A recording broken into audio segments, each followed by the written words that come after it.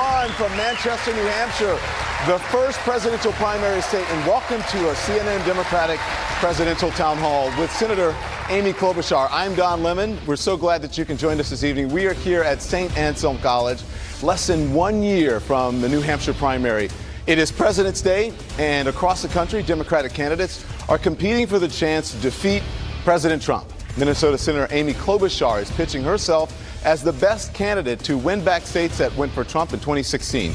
And tonight, Senator Klobuchar will take questions from voters who say they plan to vote in the New Hampshire Democratic primary. So please welcome, without further ado, everyone, Senator Amy Klobuchar.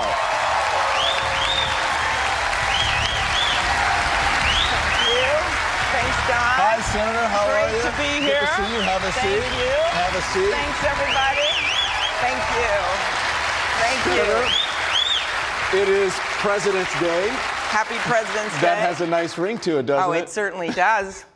You like the sound of that? I think it sounds pretty good, and it's great to be in New Hampshire, where I appear to have brought my permanent snow globe with me, as it was snowing yesterday in Iowa, where I was, and today in New Hampshire. It just won't leave. You're the only one we saw out there, people commenting without a coat, and you're used to this. It means nothing coming from your state. Well, it's good to have you. So let's get right into it. And I want to start with one of the questions that is really the most asked questions here, and that is what separates you from the pack, from the Democratic candidates. And one version of that question comes from Neela Brownstein. Neela Brownstein is sitting right there. She is from Londonderry. Neela, what's your question? Substitute teacher, by the way. I'm a moderate Democrat with progressive leanings who believes in the American message of hope and opportunity for all. I am looking for a Democratic candidate who can make Donald Trump a one-term president and doesn't sacrifice a moderate vision to the leftist ideologies of outspoken progressives. I want to hear achievable goals that benefit minorities and the middle class now and are not pipe dreams for the future. Are you my candidate? Yes, I am. So, first of all, thank you, Neela. My mom taught second grade until she was 70 years old, so yours is a true calling. And I am someone that comes from the heartland, a North Country state, little similar to New Hampshire, but someone that has always believed that we have to govern from opportunity and not from the chaos that we're seeing right now in the White House. I've done that my whole life.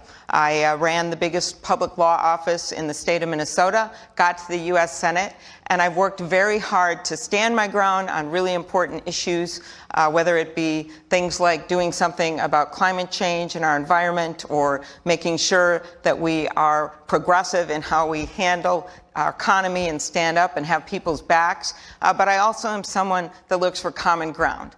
In fact, in the last 2 years, 34 of the bills where I was the lead Democrat got signed into law. I don't think President Trump noticed it, but that happened. And I think what we need right now in this country is less of this grandstanding and gridlock, less of the shutdowns, which we just saw, and the put-downs, and much more of moving our country forward. I announced my candidacy in front of the Mississippi River for a reason last weekend. I didn't think it was going to be 17 degrees with a bunch of snow, but it was. And I did that because I wanted to make the point that we need to cross our river of our divides, that we need to walk over this sturdy bridge that is our democracy, and that we need to get to higher ground in our politics. Senator, Pam's question was, I want to get into some of the issues that are defining this race already. Okay. Some of the major issues, right? Mm-hmm. Pam Clark is here. Pam, you will relate to this as a retired school teacher, as your mom was a teacher. And there she is. She has a question for you. Pam, what do you have? She's from Westmoreland, by the way. Okay. Why can't we have Medicare for all? Oh, I'm sorry. Why can't we have Medicare for all? I have heard all the excuses why we can't have it in our country, while all the other industrialized countries have it and it seems to work. What makes us the exception? What has made us the exception? And thanks for that question, because what's been going on in this country is just wrong. You've got people that still can't afford their health care. You have people that can't afford their prescription drugs. And that's why I believe we have to get to universal health care in this country. And we have to make sure that we build on the work of the Affordable Care Act, which, by the way, was a major improvement. As you all know, people were getting kicked off their insurance for pre-existing conditions. I remember just last summer, a little kid in a parade in a small town with his mom, and she points at her little boy who has Down syndrome, and she said, "This is a pre-existing condition. This is what a pre-existing condition looks like." And we fought that, and we won, and we protected the Affordable Care Act. But to me, it's a beginning and not an end. So what we need is to expand coverage so that people can have a choice for a public option. And that's a start, all right? And you can do it with Medicare. You could do it many ways, but you could also do it with Medicaid, something I don't think we're talking about enough as a potential solution. This is a bill that I am an original co-sponsor of. Senator Sanders is also sponsoring it. It's a bill by Brian Schatz, who's a senator from the state of Hawaii. And it basically says, let's expand Medicaid so you can buy into Medicaid and it'll bring the prices down and then we can cover more people. That's part of the equation, but the other part of the equation is doing something about prescription drugs. They are nearly 20% of our healthcare costs now when you include hospital prescription drugs. And I brought to the State of the Union a woman named Nicole Smith-Holt, whose son started rationing his insulin, because I wanted President Trump to know about this story. Rationing his insulin when he's general manager at a restaurant, and he did it wrong, and he died. That shouldn't happen in the United States of America, but it did. And that's why I believe we need to push those drug companies. They think they own Washington. They don't own me. I have one of the original bills to push to have Medicare negotiate prices, lift the ban, bring in less expensive drugs from Canada. We're in New Hampshire. We can almost see Canada from our porch, and other safe countries, and stop the practice where pharma pays off generics to keep their products off the market. Senator, this shouldn't be happening. if I can just jump in, because Sure. more to her question, which was about Medicare for all. You can applaud, which is a Medicare for all. What's your reservation about supporting Medicare for all? Well, I think it's something that we can look to for the future, but I want to get action now. And I think the best way we do that is something that we actually wanted to do back when we were looking at the Affordable Care Act and we were stopped, was trying to get a public option in there. And that is a way, if you all remember that debate, that is a way to provide a public alternative that's real, even beyond the exchanges, so that we can bring down the rates. And then we can look at other options, but we have to start somewhere. And I think we can do that much more immediately. So no Medicare for all. It could be a possibility in the future. I'm just looking at something that will work now. Okay, Bryce Stack is here. He is a college student from Merrimack. Bryce? Hi, thank you. Senator Klobuchar, just about every Democratic candidate for president accepts the reality of climate change, including yourself. However, when you were asked about the Green New Deal, you were quoted as saying that it is an aspiration, while declining to name your own specific policy proposals. Would climate justice be a priority in a Klobuchar administration, and which specific policies would you put forward? Very good question. I think you all know that this last year was the fourth hottest year in American history. And the Green New Deal is so important right now for our country. We may not have agreements on exactly how it will work and when we can get it done.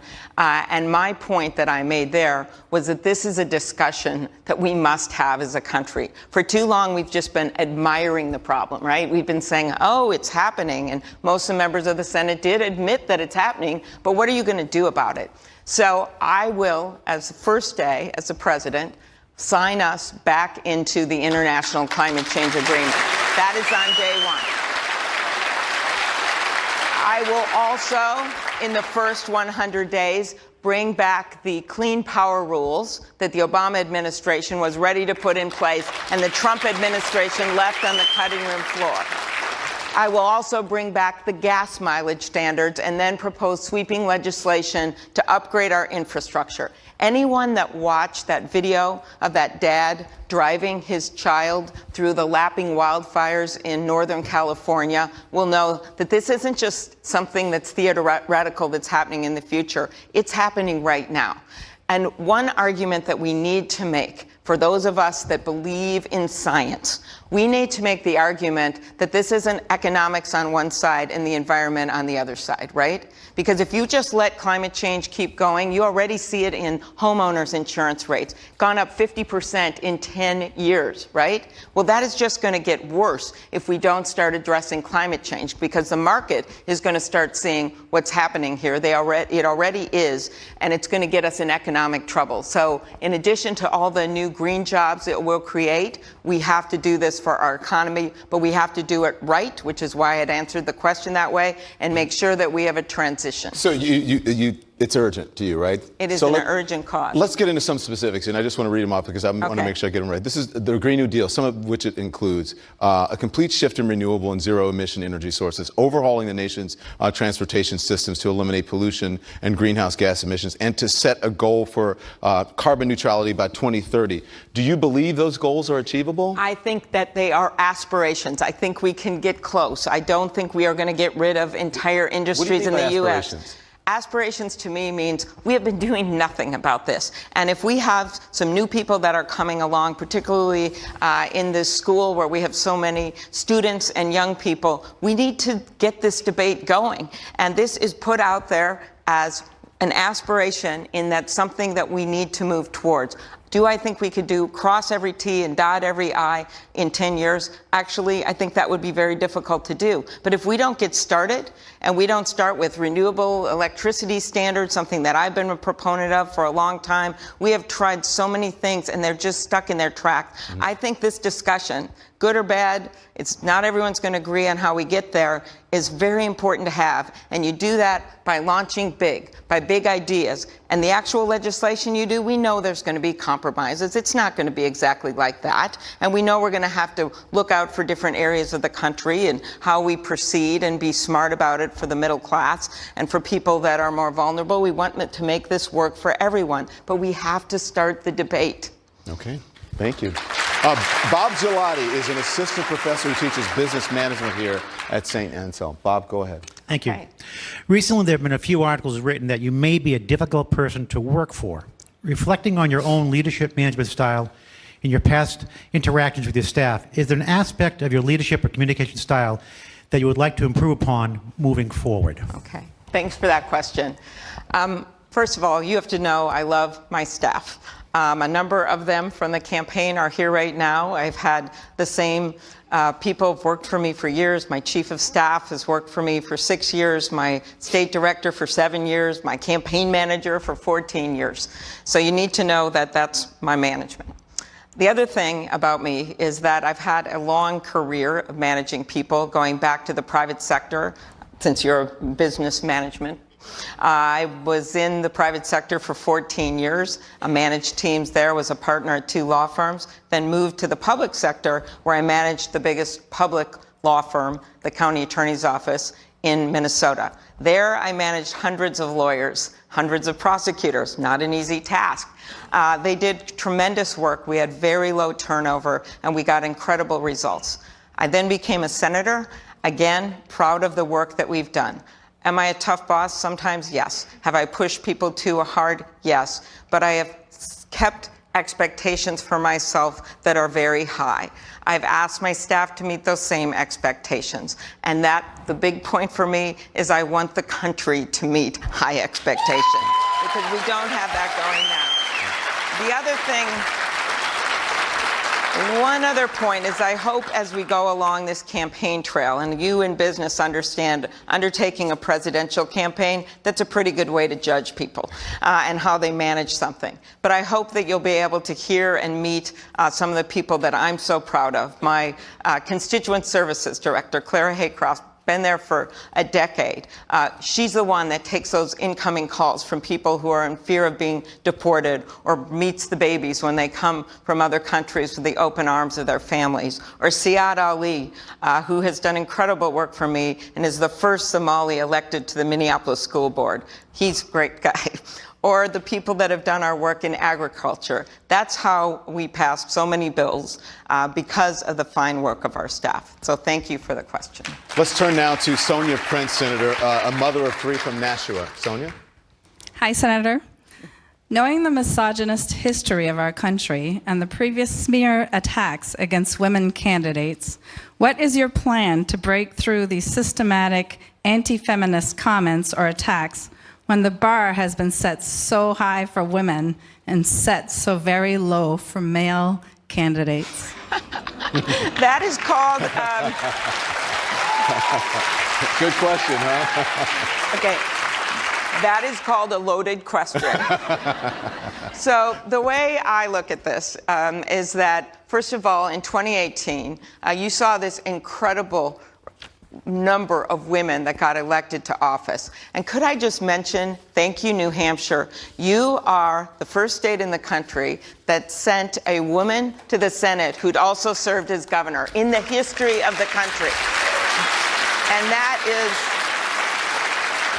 is my friend Jean Shaheen. And then that wasn't enough. You sent a second one in Maggie Hassan. So I think you know what it means to have true women leaders.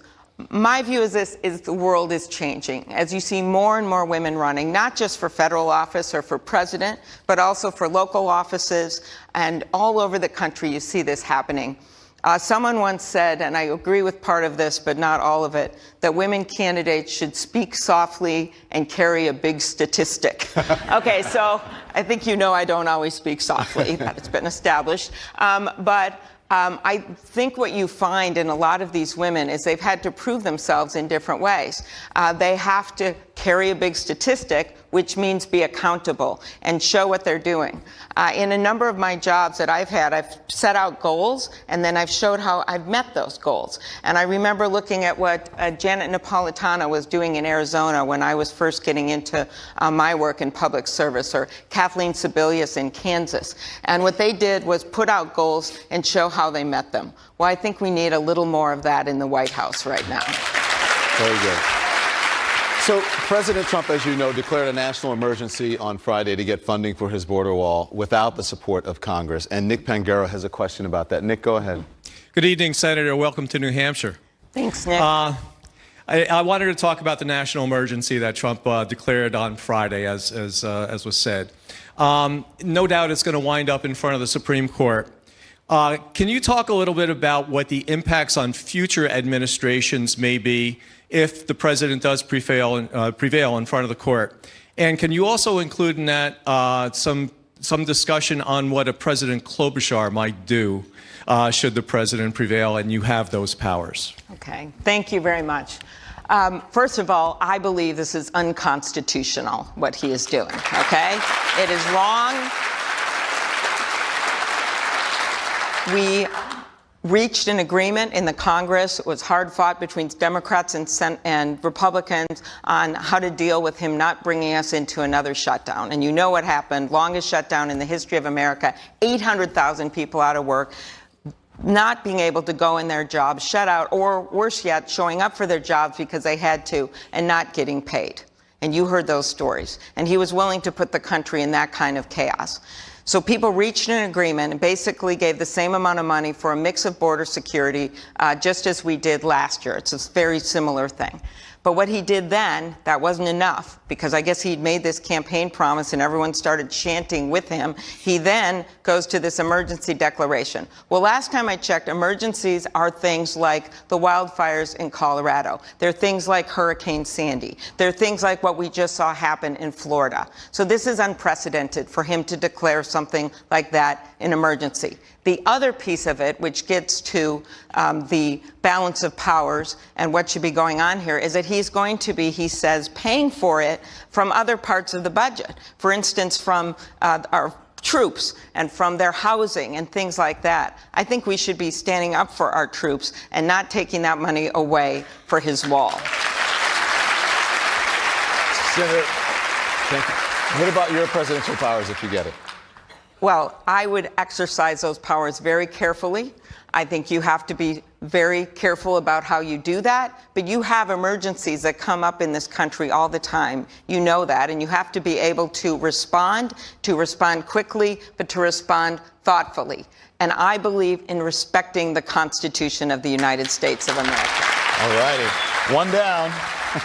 One down. We're going to be right back with the CNN's Democratic Presidential Town Hall with Senator Amy Klobuchar, so make sure you stay with us.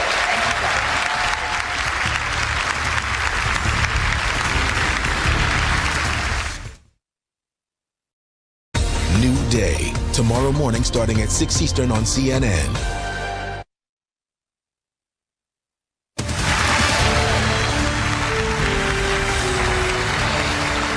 Welcome back, everyone, to CNN's Democratic Presidential Town Hall with Senator Amy Klobuchar.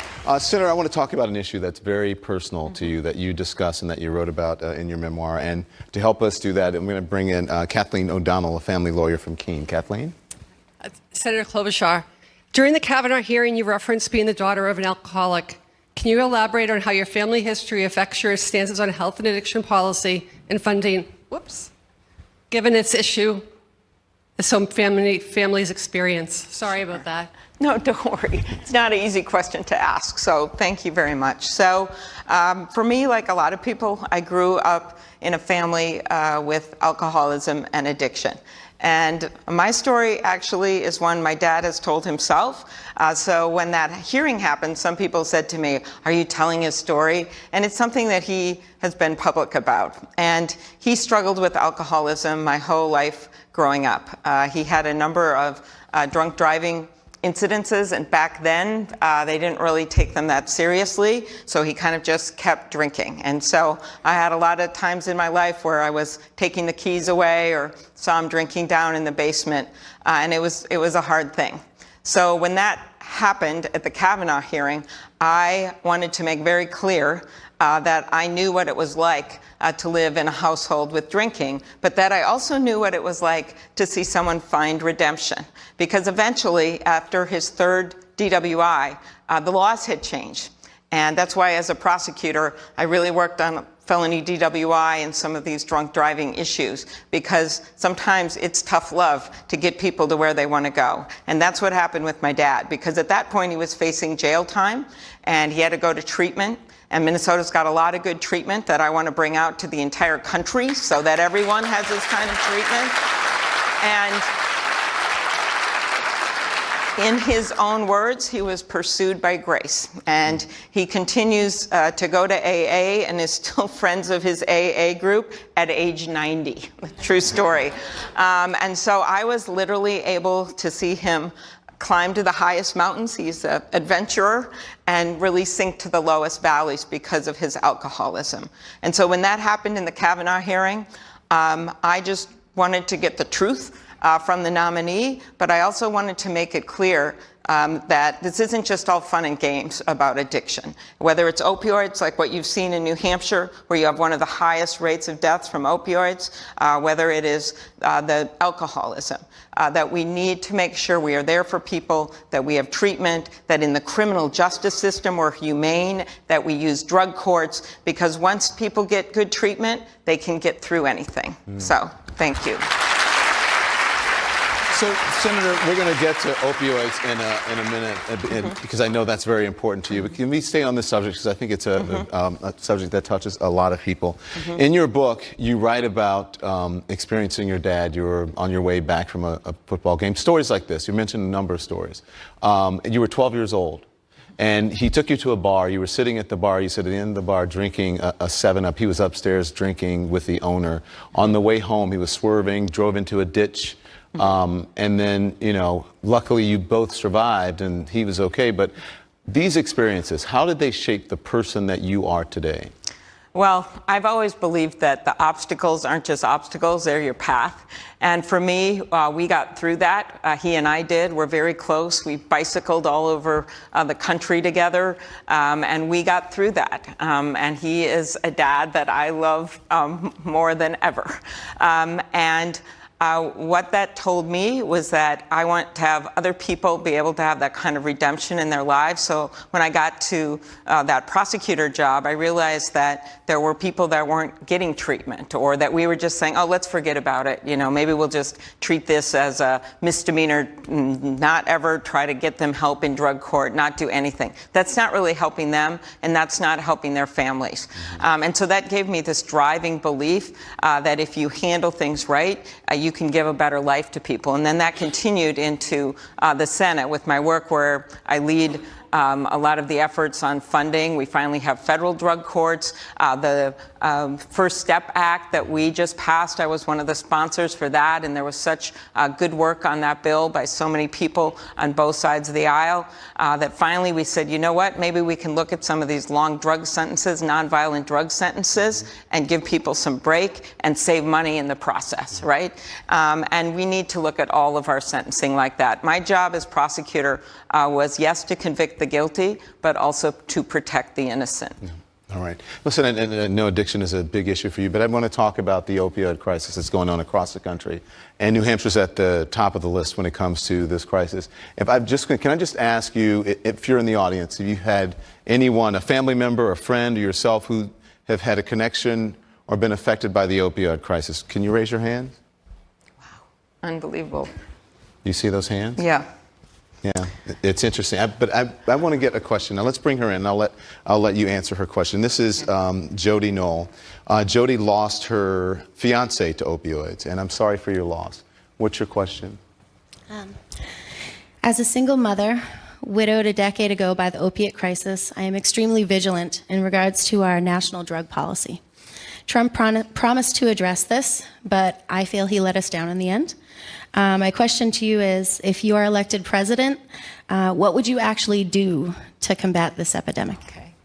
Well, thank you, Jody, and I am so sorry, and I am just honored that you would come today and take that grief and speak out to the nation, because that's what we have to do to keep making the case. We can use all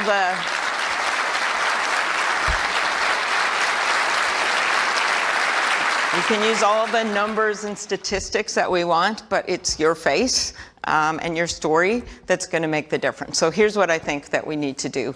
The first is to change the prescribing habits across the country, right?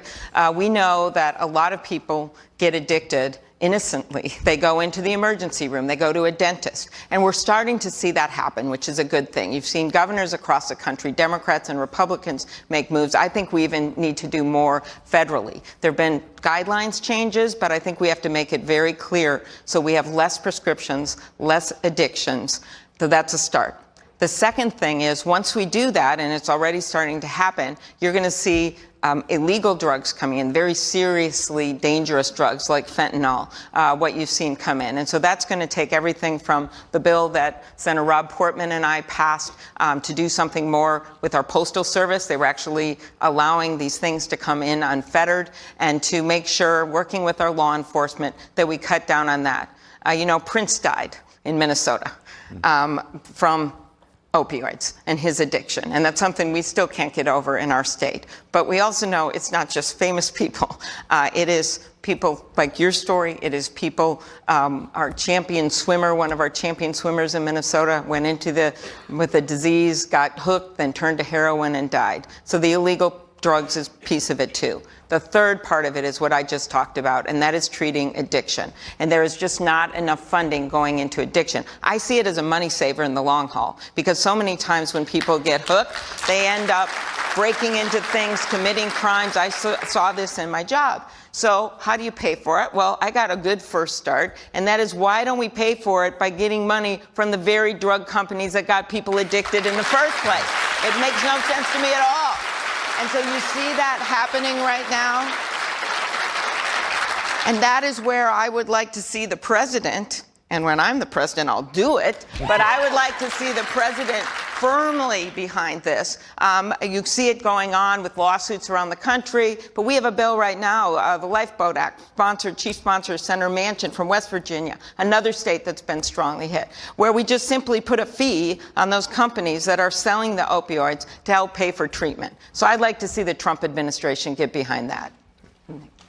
So, Senator, Griffin Sinclair Wingate is from Dover, and he works at a nonprofit. Okay, what's your first name? Griffin. My name is Griffin. Okay, very good, Griffin. Hi, thank you so much for taking my question, Senator.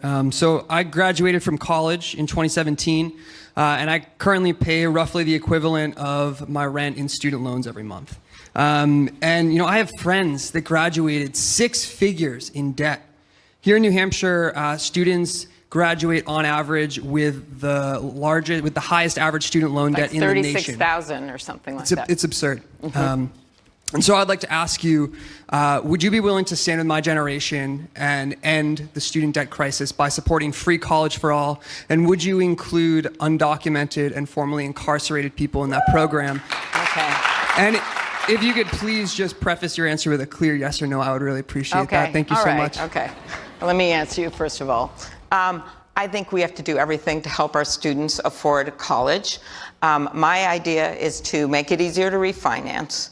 To start with your two-year degrees, the community colleges being free. That's something that President Obama was pushing. There's a reason I'll get to why I'm starting there instead of four-year. So I want to answer that question first for you. And let you know that I also had student loans, and when I married my husband, he had tens of thousands of student loans to make you feel better, but I married him anyway, all right? Okay, so here's what we need to do. The first thing is we need to make it easier to afford college. And you need to do that by making it easier to refinance these loans, by extending Pell Grants, so it includes more students. Those are simply grants, right? So if you extend those Pell Grants, that's going to make it even easier, because right now it's for a limited number of students, and I think we should expand it to more students. I think that we should do as much as we can with some of the other populations that you referred to. We've got to make it easier for people getting out of prison to afford going to school, you name it. But the other thing I want to talk about here is something, I know we're in a four-year degree school, a great school, but you also have in Manchester a two-year community college. And there's a lot of kids right now who are off the grid, right? They don't graduate from high school around the country, or they end up maybe barely graduating from high school. They accumulate debt in a four-year college. Then they end up not being able to either finish that college, or they end up not being able to get a job that pays for it. So right now there are a big number of jobs that require certifications, two-year degrees, everything from welding to technology to robotics, something big here in New Hampshire. I know Mr. Kamen with the Segway educated our whole country on robotics, and they require various degrees. So one of the things that I want to do is really have a big discussion in our country about what we do about kids that aren't graduating from high school, kids that don't get to the point of being at this great college, right? And how we get them into the certifications, the two-year degrees, and make sure that we're paying for that, because our economy needs that, and then go from there. So thank you for your question. So he did ask you yes or no. Would you support free college for all? I am not for free four-year college for all, no. Thank you. So let me ask you this, because and I wish if I was a magic genie and could give that to everyone and we could afford it, I would. I'm just trying to find a mix of incentives and make sure kids that are in need, that's why I talked about expanding Pell Grants, can go to college and be able to afford it. Yeah. And then make sure that people that can afford it are able to pay. Yeah, we're on a college campus, so you know many of the questions. I know that. Many of the college campuses. But I've got to tell the truth. I mean, we have this mounting. We have a mounting debt that the Trump administration keeps getting worse and worse. I also don't want to leave that on the shoulders of all these kids, right? And so we've got to do a balance. Some of it's major tax reform in terms of reversing some of the things that this administration has done. And then some of it is making sure that students are getting degrees and being led to jobs where we actually have jobs. Yeah.